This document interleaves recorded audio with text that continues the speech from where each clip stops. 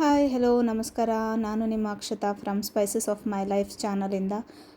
ಇವತ್ತು ಬೆಳಗ್ಗೆ ಎದ್ದ ಕೂಡಲೇ ಆಲ್ರೆಡಿ ಅತ್ತೆ ರಾಗಿ ರೊಟ್ಟಿಗೆ ರೆಡಿ ಮಾಡಿಟ್ಟಿದ್ರು. ಸೊ ಹಾಗಾಗಿ ನಾನು ರಾಗಿ ರೊಟ್ಟಿಗೆ ಕಾಂಬಿನೇಷನ್ ಅಂತ ಇವತ್ತು ಟೊಮೆಟೊ ಗೊಜ್ಜು ಮಾಡೋಣ ಅಂತ ಬಾಣಲೆಗೆ ಎಣ್ಣೆ ಹಾಕ್ಕೊಂಡು ಸಾಸಿವೆ ಹಾಕ್ಕೊಂಡು 1 ಸ್ಪೂನು ಉದ್ದಿನಬೇಳೆ ಕಡಲೆಬೇಳೆ ಎಲ್ಲ ಹಾಕಿ ಕೆಂಪಗಾಗೋವರೆಗೂ ಹುರ್ಕೊಂಡೆ. ಅದಾದಮೇಲೆ ಆ್ಯಸ್ ಯೂಶ್ವಲ್ ಕರಿಬೇವು ಆಮೇಲೆ ಈರುಳ್ಳಿ ಎಲ್ಲ ಹಾಕ್ಕೊಂಡು ನೀಟಾಗಿ ಫ್ರೈ ಮಾಡಿಕೊಂಡೆ. ಆಮೇಲೆ ಹಾಕಿದ್ದು ನಾನು ಟೊಮೆಟೊ ಹಾಕಿದ ಮೇಲೆ ಯೂಶ್ವಲಿ ಹೇಳ್ತಾರೆ ಈರುಳ್ಳಿ ಹಾಕ್ಕೊಂಡು ಉಪ್ಪು ಹಾಕ್ಕೊಂಡ್ರೆ ಈರುಳ್ಳಿ ಬೇಗ ಫ್ರೈ ಆಗಲ್ಲ ಅಂಥೇಳಿ. ಸೊ ಹಾಗಾಗಿ ನಾನು ಈರುಳ್ಳಿ ಹಾಕ್ಕೊಂಡು ಕೂಡಲೇ ಉಪ್ಪು ಹಾಕ್ಕೊಳ್ಳಲ್ಲ, ಅದ್ರ ಬದಲಿಗೆ ಅರಿಶಿನ ಹಾಕ್ಕೊಂಡು ನೀಟಾಗಿ ಫ್ರೈ ಮಾಡ್ಕೊಳ್ತೀನಿ. ಅರಿಶಿನ ಹಾಕೋದ್ರಿಂದ ಈರುಳ್ಳಿ ಬೇಗ ಫ್ರೈ ಆಗುತ್ತೆ ಅಂತ ಹೇಳ್ತಾರೆ. ಸೊ ಅದು ಫ್ರೈ ಆಯಿತು. ಆಮೇಲೆ ಟೊಮೆಟೊ ಹಾಕ್ಕೊಂಡು ಟೊಮೆಟೊಗೆ ಇವಾಗ ನಾನು ಸೇರಿಸ್ತಾ ಇರೋದು ಉಪ್ಪು, ಸ್ವಲ್ಪ ಖಾರದ ಪುಡಿ, ಆಮೇಲೆ ಸ್ವಲ್ಪ ಸಾರಿನ ಪುಡಿ ಹಾಕ್ಕೊಂಡೆ. ಟ್ರೈ ಮಾಡಿ ಸಾರಿನ ಪುಡಿ ಹಾಕ್ಕೊಂಡ್ರೆ ಟೇಸ್ಟ್ ಚೆನ್ನಾಗಿ ಬರುತ್ತೆ ಟೊಮೆಟೊ ಗೊಜ್ಜಿಗೆ. ಸೊ ಅದನ್ನೆಲ್ಲ ಹಾಕಿ ನಾನು ಸ್ವಲ್ಪ ಬೇಯಕ್ಕೆ ಬಿಟ್ಟಿದ್ದೀನಿ. ಸೊ ಆವಾಗಲೇ ಹೇಳ್ದಂಗೆ ಅತ್ತೆ ರಾಗಿ ರೊಟ್ಟಿಗೆ ರೆಡಿ ಮಾಡಿಟ್ಟಿದ್ರು. ಸೊ ಇದು ಹೇಗೆ ಮಾಡ್ತಾರೆ ಅಂದರೆ, ಯೂಶ್ವಲಿ ನಾನು ಮಾಡೋದಾದರೆ ಹಸಿ ಹಿಟ್ಟನ್ನೇ ಹಾಗೆ ಕಲಿಸ್ಕೊಂಡು ತಟ್ತೀನಿ. ಬಟ್ ಅತ್ತೆ ಮಾಡೋದು ಹೇಗೆ ಅಂದರೆ, ಕುದಿಯೋ ನೀರಲ್ಲಿ ರಾಗಿ ಹಿಟ್ಟನ್ನು ಚೆನ್ನಾಗಿ ಕಲಿಸ್ಬಿಟ್ಟು ಅದಕ್ಕೆ ಈರುಳ್ಳಿ, ಹಸಿಮೆಣಸು, ಕೊತ್ತಂಬರಿ, ಆಮೇಲೆ ಕ್ಯಾರೆಟು ಅದೆಲ್ಲ ಹಾಕಿಬಿಟ್ಟು ನೀಟಾಗಿ ರಾಗಿ ಮುದ್ದೆ ಮಾಡ್ತೀವಲ್ಲ ಅದೇ ಥರ ಮಾಡ್ಕೊಳ್ತಾರೆ. ಬಟ್ ಅಷ್ಟು ಗಟ್ಟಿ ಇರಲ್ಲ, ಸ್ವಲ್ಪ ತಟ್ಟಕ್ಕಾಗೋ ಹಾಗೆ ಮೆತ್ತಗೆ ನೀಟಾಗಿ ಕಲಿಸ್ಕೊಂಡು ಅದನ್ನು ಉಂಡೆ ಮಾಡಿ ಇಟ್ಕೊಂಡಿದ್ರು. ಸೊ ನಂದು ಟೊಮೆಟೊ ಗೊಜ್ಜಿಗೆ ಇವಾಗ ನಾನು ಕೊತ್ತಂಬರಿ ಹಾಕ್ಕೊಂಡೆ. ಸೊ ಅದಕ್ಕೆ ಅಂಥೇಳಿ ಸ್ವಲ್ಪ ಕಾಯಿ ತುರಿನ ನಾನು ರುಬ್ಬಿಟ್ಕೊಂಡಿದ್ದೆ. ಸೊ ಕಾಯಿ ತುರಿನೂ ನೀಟಾಗಿ ಹಾಕಿಬಿಟ್ಟು ಅದನ್ನು ನಾನು ಸೇರಿಸ್ಕೊಂಡು, ಆ್ಯಸ್ ಯೂಶ್ವಲ್ ನಿಮಗೆಲ್ರಿಗೂ ಆಲ್ರೆಡಿ ಗೊತ್ತಾಗಿರ್ಬೋದು, ಬೆಲ್ಲ ಹಾಕ್ಕೊಂಡೆ. ಸೊ ಬೆಲ್ಲ ಈಸ್ ಮೋಸ್ಟ್ ಇಂಪಾರ್ಟೆಂಟ್. ಸೊ ಬೆಲ್ಲ ಎಲ್ಲ ಹಾಕ್ಕೊಂಡು ನೀಟಾಗಿ ಇವಾಗ ಮತ್ತೆ ಕಲಿಸ್ತಾ ಇದ್ದೀನಿ. ಸ್ವಲ್ಪ ಡ್ರೈ ಅನಿಸುತ್ತೆ ಟೊಮೆಟೊ ಗೊಜ್ಜು. ಸೊ ಅದಕ್ಕೋಸ್ಕರ ಅತ್ತೆ ಹೇಳಿದರು ಸ್ವಲ್ಪ ಕಡಲೆ ಹಿಟ್ಟು ಹಾಕಿ ನೀರಲ್ಲಿ ಕಡಲೆ ಹಿಟ್ಟು ಕಲಿಸ್ಬಿಟ್ಟು ಹಾಕು, ಕನ್ಸಿಸ್ಟೆನ್ಸಿನೂ ಬರುತ್ತೆ, ಸ್ವಲ್ಪ ಗ್ರೇವಿ ಥರ ಆಗುತ್ತೆ ಅಂತ ಹೇಳಿ.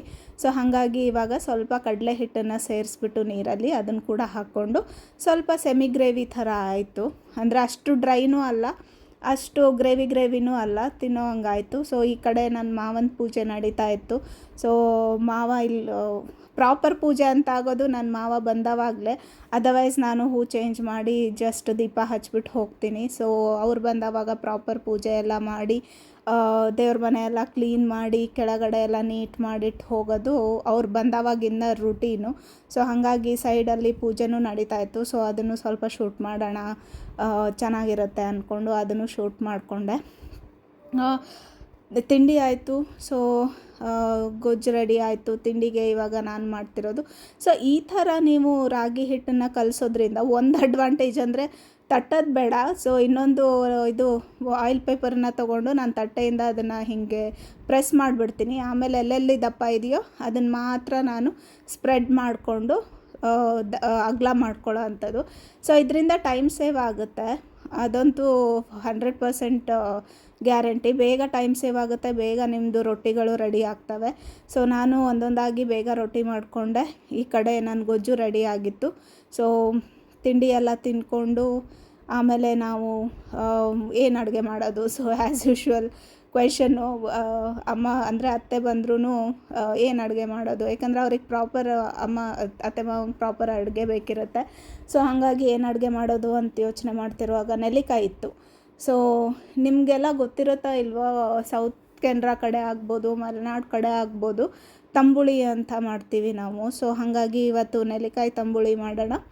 ಆಮೇಲೆ ಹುಳಿ ಮಾಡೋಣ ಅಂದ್ಕೊಂಡೆ, ಯಾಕಂದರೆ ಡ್ರಮ್ ಸ್ಟಿಕ್ ತಂದಿದ್ದೆ. ಸೊ ಡ್ರಮ್ ಸ್ಟಿಕ್ಕು, ನುಗ್ಗೆಕಾಯಿ, ಪೊಟ್ಯಾಟೊ ಮತ್ತು ಬದನೆಕಾಯಿ ಹಾಕಿ ಹುಳಿ ಮಾಡೋಣ ಅಂತ ಅದಕ್ಕೂ ಇವಾಗ ಹೆಚ್ಚಿಟ್ಕೊಂಡೆ. ಸೊ ಇದು ಮೂರೂ ಬೇಗ ಬೇಯೋದ್ರಿಂದ ನಾನು ಕುಕ್ಕರಲ್ಲಿ ಬೇಯಿಸ್ಕೊಳಕ್ಕೆ ಹೋಗಲಿಲ್ಲ. ಸೊ ಪಾತ್ರೆಯಲ್ಲಿ ಹಾಕಿಬಿಟ್ಟು ಸ್ವಲ್ಪ ಉಪ್ಪು ಹಾಕಿ ಓಪನಲ್ಲೇ ಬೇಯಿಸ್ಕೊಂಡೆ. ಸೊ ಓಪನಲ್ಲಿ ಬೇಯಿಸ್ಕೊಂಡಿದ್ದ ಆದಮೇಲೆ ಆ್ಯಸ್ ಯೂಶ್ವಲ್ ಸಾಂಬಾರಿಗೆ ಮಸಾಲೆ ರುಬ್ಕೊಳ್ಳೋಣ ಅಂಥೇಳಿ ಸಾಂಬಾರಿಗೆ ಇವಾಗ ಮಸಾಲೆಗೆ ರೆಡಿ ಮಾಡ್ತಾಯಿದ್ದೀನಿ. ಸೊ ಇದು ಅತ್ತೆ ಮಾವಂಗೆ ಅಷ್ಟು ಈರುಳ್ಳಿ ಟೊಮೆಟೊ ಇಂಪಾರ್ಟೆಂಟ್ ಇರಲ್ಲ, ಬಟ್ ನನ್ನ ಗಂಡಂಗೆ ಈರುಳ್ಳಿ ಟೊಮೆಟೊ ಬೇಕೇ ಬೇಕು ಹುಳಿಯಲ್ಲಿ. ಸೊ ಹಾಗಾಗಿ ಅದನ್ನು ಹಾಕಿ ನಾನು ಬೇಯಿಸೋಕ್ಕಿಟ್ಟಿದ್ದೀನಿ.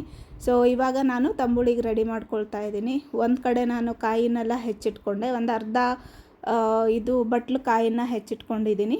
ಆಮೇಲೆ ಒಂದು 2-3 ನೆಲ್ಲಿಕಾಯಿನ ಹೆಚ್ಚಿಟ್ಕೊಂಡಿದ್ದೀನಿ. So there are many varieties of tambuli ನೀವು ಮಾಡ್ಬೋದು. ನೆಲ್ಲಿಕಾಯ್ದಾಗಿರ್ಬೋದು, ಮಾವಿನಕಾಯ್ದಾಗಿರ್ಬೋದು, ಆಮೇಲೆ ಮೆಂತ್ಯದಾಗಿರ್ಬೋದು, ಕರಿಬೇವಿಂದಾಗಿರ್ಬೋದು. ಸೊ ಆ ಥರ ವೆರೈಟಿ ಆಫ್ ತಂಬುಳಿ ನೀವು ಮಾಡ್ಬೋದು. ಸೊ ಸಮ್ಮರಿಗೆ ಇದು ಒಳ್ಳೆ ಸಮ್ಮರ್ ಡ್ರಿಂಕ್ ಅಂತಲೂ ಆಗುತ್ತೆ. ನೀವು ಸ್ವಲ್ಪ ತೆಳ್ಳಗೆ ಮಾಡಿಕೊಂಡು ಅದನ್ನು ಕುಡಿಲೂಬೋದು, ಇಲ್ಲ ಅನ್ನದ ಜೊತೆ ಕಲಿಸ್ಕೊಂಡು ತಿನ್ಬೋದು. ಸೊ 2 in 1 ಕೆಲಸ ಮಾಡುತ್ತೆ ಅಂತಲೇ ಹೇಳ್ಬೋದು.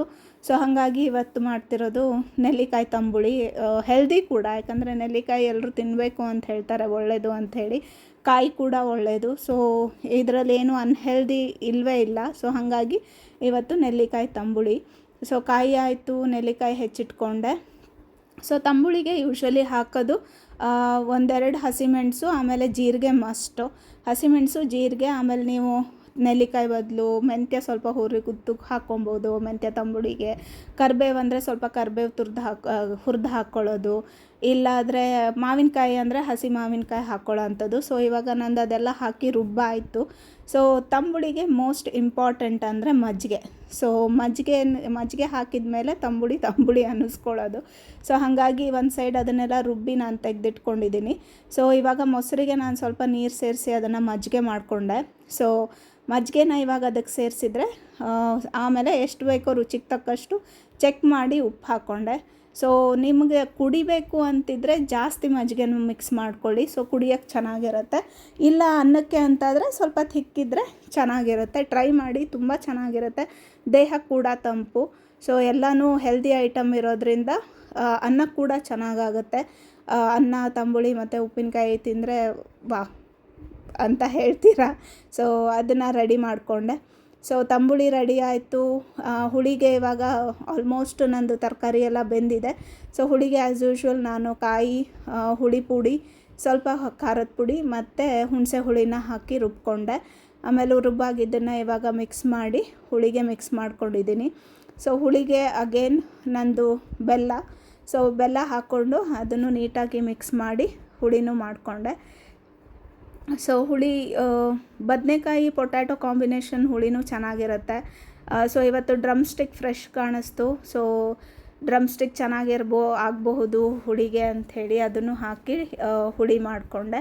ಸೊ ಹುಳಿನೂ ಚೆನ್ನಾಗಿ ಕುದೀತಾ ಇತ್ತು. ಸೊ ಅದಕ್ಕೆ ಇನ್ನು ತಂಬುಳಿಗೆ ಮೋಸ್ಟ್ ಇಂಪಾರ್ಟೆಂಟ್ ಎಲ್ಲ ಆದಮೇಲೆ ಅಂದರೆ ಒಗ್ಗರಣೆ. ಸೊ ನೀವು ಇದು ಒಗ್ಗರಣೆ ಕೊಟ್ಬಿಟ್ರೆ ಸ್ವಲ್ಪ ಸಾಸಿವೆ, ಕರಿಬೇವು, ಆಮೇಲೆ ಜೀರಿಗೆ, ಆಮೇಲೆ ಹಿಂಗಿದ ಒಗ್ಗರಣೆ ಹಾಕಿಬಿಟ್ರೆ ತಂಬುಳಿ ಕುಡಿಯೋಕ್ಕೂ ಚೆನ್ನಾಗಿರುತ್ತೆ, ಅನ್ನೋದ್ರ ಜೊತೆನೂ ಚೆನ್ನಾಗಿರುತ್ತೆ. ಹಾಗೆ ನಾನು ತಂಬುಳಿಗೆ ಒಗ್ಗರಣೆ ಹಾಕಿದೆ. ಇವಾಗ ಸಾಂಬಾರಿಗೂ ಹಾಕಿಬಿಡೋಣ ಅಂತ ಸಾಂಬಾರಿಗೂ ಒಗ್ಗರಣೆ ಹಾಕಿ ಇವತ್ತಿನ ಲಂಚ್ ರೆಡಿ. ತಂಬುಳಿ, ಸಾಂಬಾರು, ಆಮೇಲೆ ಅನ್ನ. ಸಬ್ಸ್ಕ್ರೈಬ್ ಮಾಡಿ, ಮತ್ತೆ ಸಿಗ್ತೀನಿ. ಬಾಯ್.